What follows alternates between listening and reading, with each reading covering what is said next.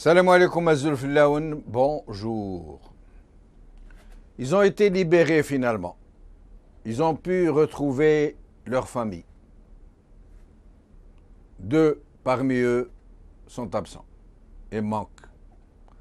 L'un est mort des suites d'une maladie chronique et l'autre assassiné par ses ravisseurs, semble-t-il. Et ainsi, pendant que des familles fêtent dans la joie le retour des leurs, une joie légitime, après plus de 2 longues années, d'autres pleurent les leurs, qui ne reverront plus jamais. Pendant ce temps, Sellal parade. Il ne craint pas le ridicule de se faire prendre en photo avec un grand sourire entre les deux otages libérés, habillés pour la circonstance de survêtement de l'équipe nationale. Pourquoi cette énième outrance, cette grossière faute de goût d'habiller des diplomates qui viennent d'être libérés, qui ont passé 2 années à être baladés partout dans le Sahel, loin de leur famille, de les habiller, de les déguiser du survêtement officiel de l'équipe nationale? C'est quoi cette impudeur, ce mépris pour le peuple algérien, au moment où il fallait plutôt observer de la réserve et de la retenue, ne serait-ce que par respect pour les familles endeuillées qui ne retrouveront plus jamais leurs parents morts, décédés, dont l'un a été assassiné. C'est dire que le ridicule est l'apanage des dirigeants algériens, qui ne savent vraisemblablement pas ce que retenue veut dire, dont l'aplomb est presque une insulte à la douleur des familles qui ne reverront plus jamais leurs parents. Un communiqué du ministère des Affaires étrangères a donc finalement confirmé la libération des 2 otages par le MUDJAO, Mouvement pour l'unicité et le djihad en Afrique de l'Ouest. Rappelons que ces 2 diplomates, Kheddour Miloudi et Mourad Ghissas, avaient été enlevés avec 5 autres diplomates algériens le 6 avril 2012 du consulat algérien de Gao au Mali. Parmi les 7 otages donc, 3 avaient été relâchés 3 mois après leur rapt et 2 autres sont morts. L'un des défunts, le consul Boualem Saïs, a trépassé à la suite d'une maladie. Et l'autre, le vice-consul Tahar Touati, aurait été exécuté par ses ravisseurs. On en saura plus dans quelques jours. Le MUDJAO avait tout de suite revendiqué l'enlèvement des 7 diplomates du consulat d'Algérie à Gao avant qu'ils ne relâchent en juillet de la même année 3 d'entre eux, comme nous venons de le dire. L'Algérie affirme avoir résolument refusé de payer toute rançon. Et selon Ali Zawi, vice-président du mouvement arabe de l'Azawad international, les négociations menées par la France pour faire libérer ses propres otages citoyens français, 4 enlevés à Arlit dans le nord du Niger, et la rançon de 90 millions d'euros, dit-il, payée par la France en novembre 2012 aux ravisseurs des 4 citoyens français enlevés dans le nord du Niger, serait venue compliquer les négociations, affirme-t-il. Rappelant que la France nie avoir payé une quelconque rançon à l'AQMI, alors que d'autres sources confirment le paiement de cette rançon et évoquent même la médiation de services algériens dans les négociations entre la France et l'AQMI qui avaient enlevé ces otages. De nombreuses questions se posent dans cet embrouillamini qui est devenu le Sahel, où une foule d'intervenants de tout ordre, de tout acabit, de toute nature, complique une situation déjà très compliquée, dans une région hautement stratégique, autant pour les Occidentaux que pour une Chine qui se fait invisible. Une région devenue la plateforme de trafic en tout genre, notamment de drogue, d'armes et de cigarettes de contrebande, de produits alimentaires. Mais cette région est aussi une curieuse arène où s'affrontent par groupes terroristes interposés les services marocains et algériens et où une aile du Polisario joue un rôle particulièrement pesant. L'intervention directe de la France dans la région et la volonté des Américains plus qu'affirmée d'installer une base de l'Africom dans ses alentours est significatif des enjeux et des visées des uns et des autres. La prolifération des groupes mi-mafieux, mi-idéologiques procède de manipulations de tout ordre. Aujourd'hui, le soir d'Algérie, alors que le consul Boualem Saïs est mort, souffrant de maladie pendant sa détention, les 2 derniers diplomates algériens otages au Mali libérés. Le soir d'Algérie, TSA plutôt, Abdelaziz Rahabi sur la libération des otages. Il faut que les responsabilités soient clarifiées. Liberté. Après 28 mois de captivité, les diplomates algériens libérés. Les invités d'aujourd'hui seront Sofiane Gilali, président de Gil Jadid, et Sofiane Chouiter, juriste en justice transitionnelle à Montréal. Sofiane Gilali, merci de nous avoir rejoints. Avec plaisir pour El Magharibi. Merci infiniment. Alors, Sofiane Gilali, que vous inspire cette libération? D'abord, que vous inspire cette libération pour en rester là?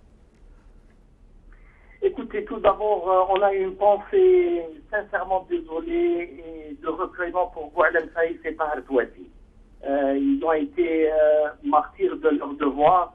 Je le regrette d'autant plus qu'en avril 2012, il y avait des démonstrations pour que le personnel diplomatique installé à Gao quitte la ville et que malheureusement, apparemment, les fonctionnaires du ministère des Affaires étrangères, peut-être même M. Medbelsi lui-même, leur ont enjoint de rester en poste, mais bien sûr sans leur assurer aucunement leur sécurité.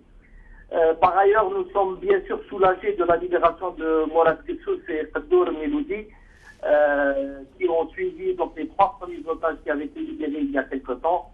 Et bien entendu, pour nous, beaucoup mieux de voir des citoyens, des concitoyens libres que sous la menace de groupes terroristes. Maintenant, que voulez-vous qu'on dise?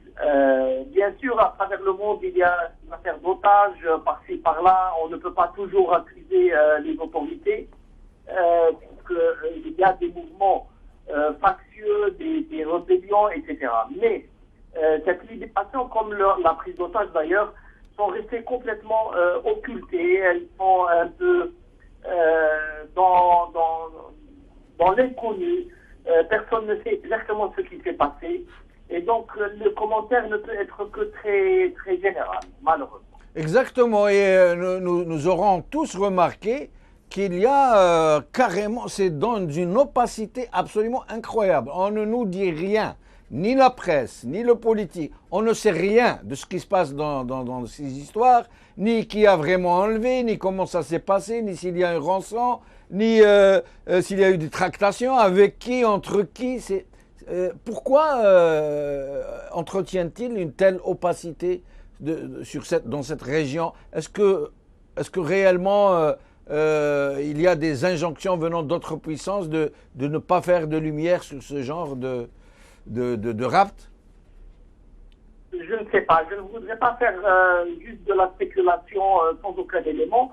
Ce qui est sûr, c'est que si le gouvernement est silencieux, c'est qu'il n'a pas beaucoup de choses à présenter à l'Occident. Sinon, ces malheureux otages qui ont été libérés, comme vous l'aviez si bien décrit, habillés en tenue d'équipe nationale, et M. Sellem rayonnant de joie, nous les montrons comme bien auparavant M. Roule qui arborait une pseudo-boîte noire comme si c'était une trophée, ce qui a choqué le monde entier d'ailleurs.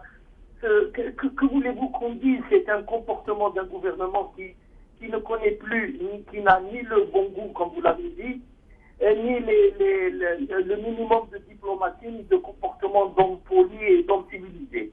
Ce sont des gens qui n'ont plus rien à faire, qui n'ont apparemment amassé les avantages et laissé tomber la vie.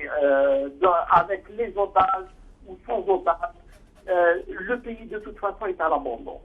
La diplomatie ne donne plus rien, mais il n'y a pas que la diplomatie. C'est la diplomatie, l'administration, c'est l'insécurité dans le pays. Comme vous l'avez relevé, il y a à peine quelques jours, un jeune a été condamné à 2 ans de prison parce qu'il avait filmé des policiers en train de voler. Exact. Voilà le signal que nous dit M. Bouteflika et son régime. Il faut vous taire devant les vols commis par les plus hauts responsables, sinon on vous met en prison. Exact. Que voulez-vous qu'on dise de plus?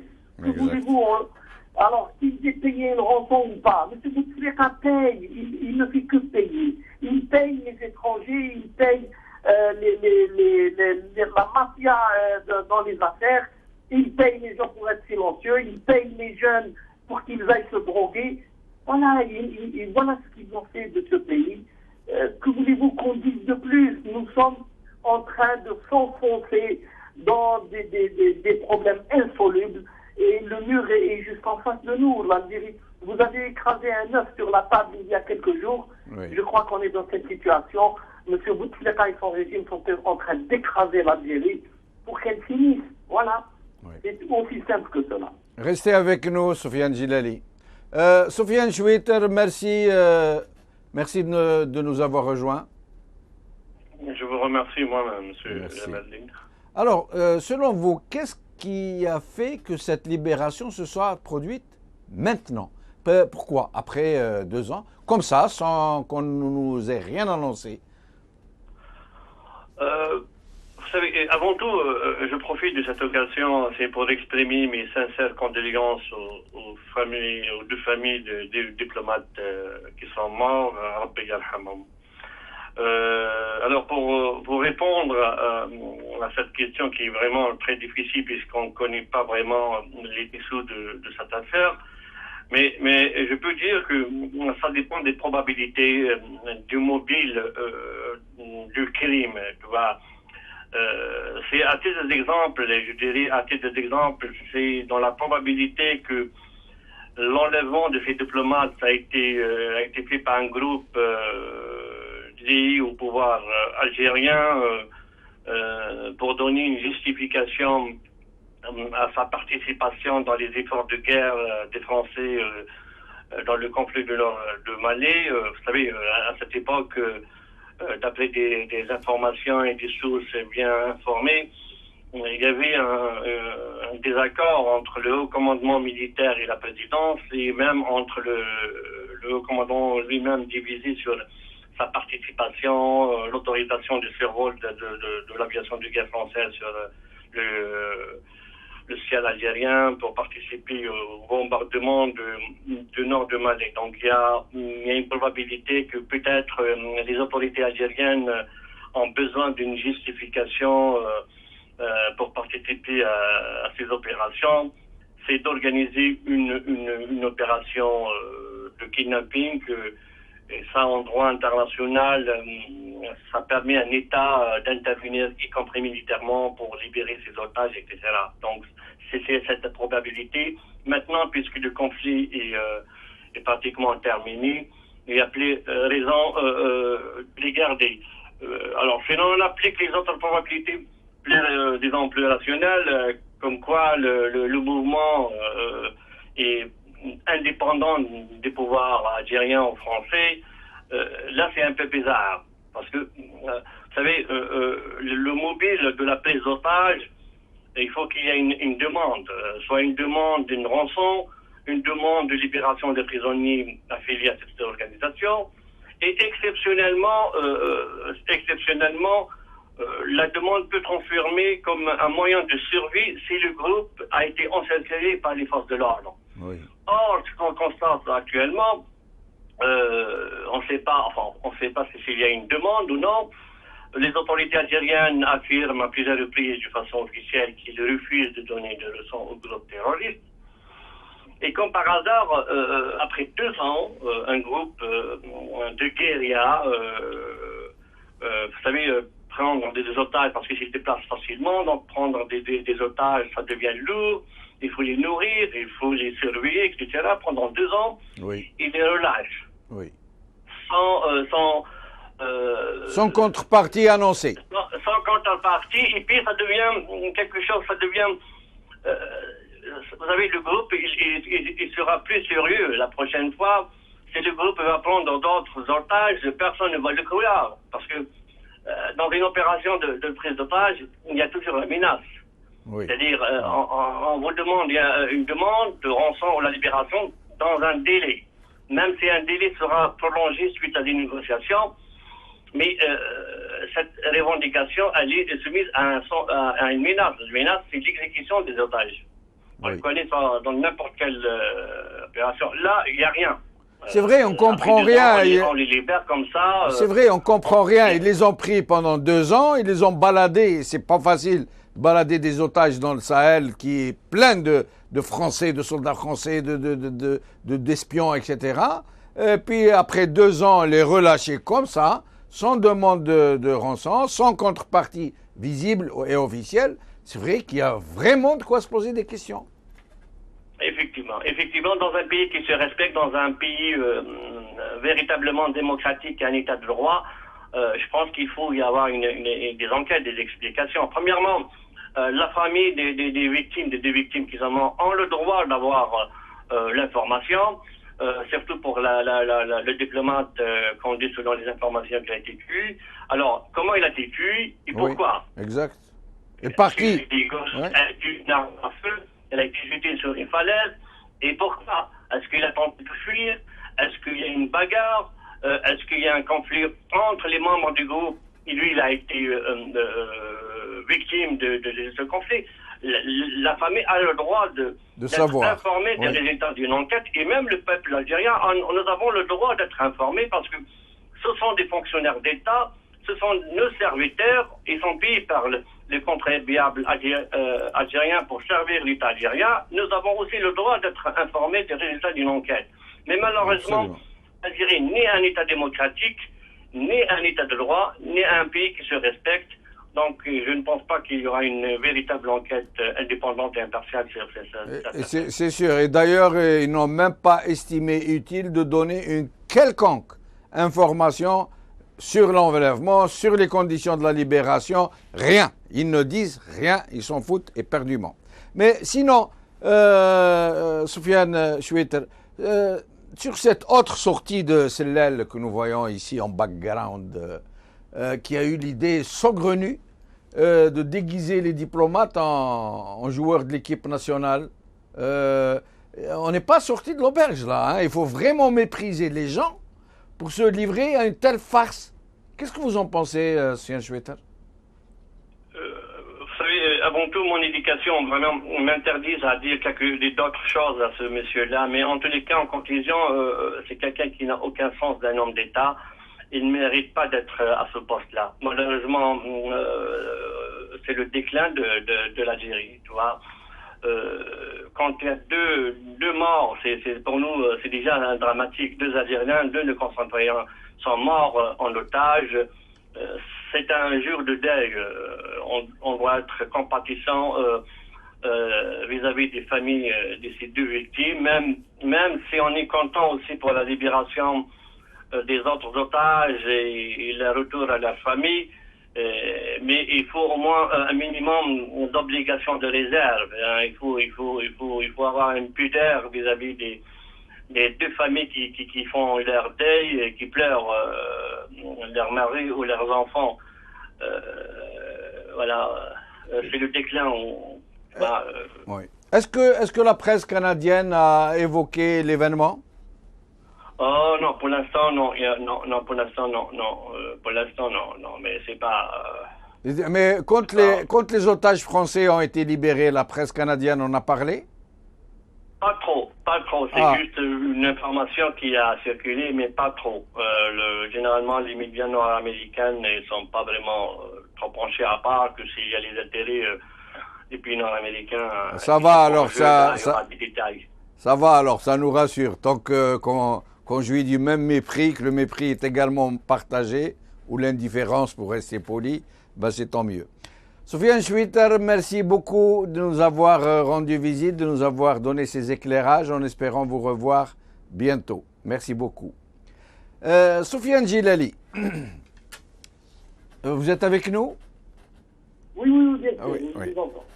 Alors, même si nous allons changer un peu de sujet, mais on profite du fait que vous soyez avec nous, puisque vraisemblablement il n'y a pas grand-chose à dire sur cette libération, puisqu'il n'y a rien, aucune information. Je vais donc profiter du peu de temps qui nous reste pour vous demander où vous en êtes pour ce qui concerne votre exigence de l'application de l'article 88.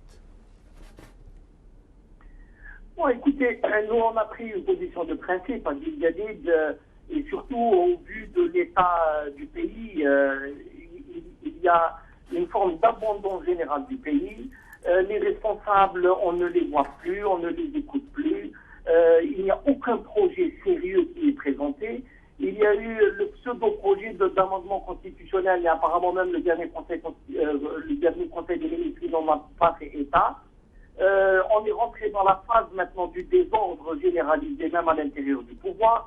On a vu de quelle manière un des serviteurs les plus aimés de M. Bouteflika a été liquidé. Oui. Je pense que c'était pour attirer l'attention et menacer le reste des membres du sérail pour quiconque voudrait voler de ses propres ailes. Absolument. Donc voilà, l'Algérie est dans le pétrin.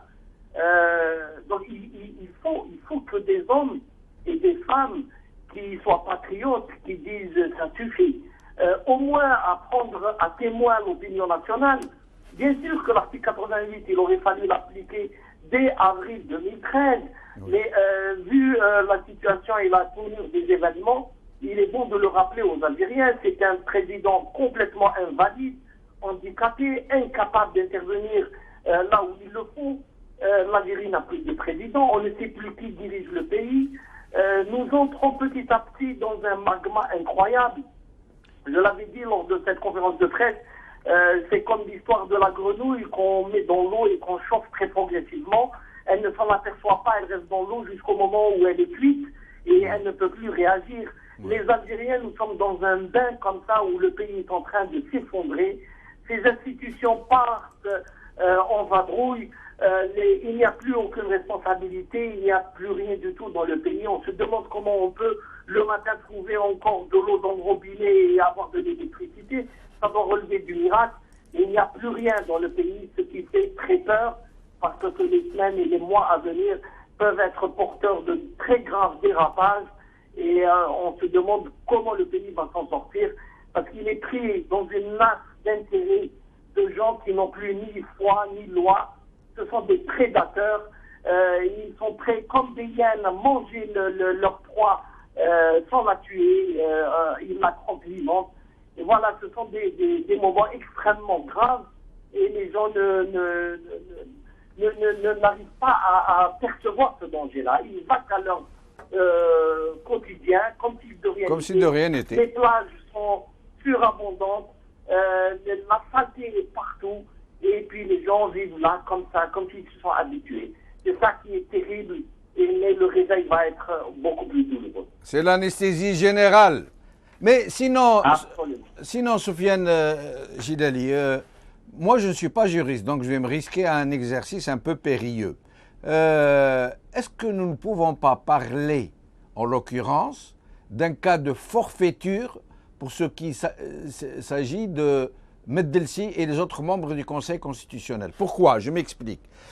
Tout le monde voit que ce président est malade, au point où ils en sont arrivés à trafiquer les photos, à convoquer un Rennouchi, soi-disant pour se faire recevoir, et ils nous mettent des photos d'archives qu'ils montrent. C'est effroyable. On voit que cet homme est complètement invalide. On dit même qu'il est devenu gâteux, qu'il n'a même pas 5 minutes de lucidité dans la journée. On le voit. Tout le monde le voit. Et Meddelsi et les autres membres du Conseil constitutionnel qui ont le devoir constitutionnel de s'autosaisir. La Constitution a prévu qu'ils s'autosaisissent, pas qu'ils soient saisis.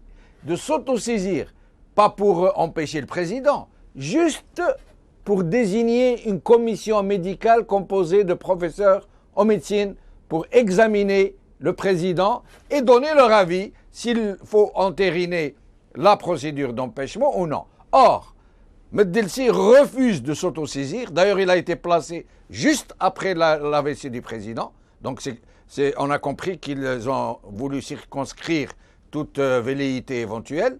Et Et là, est-ce qu'on ne peut pas parler de forfaiture et si tel est le cas, pourquoi la classe politique, comme vous par exemple, comme votre parti, ne porte pas plainte pour cas de forfaiture?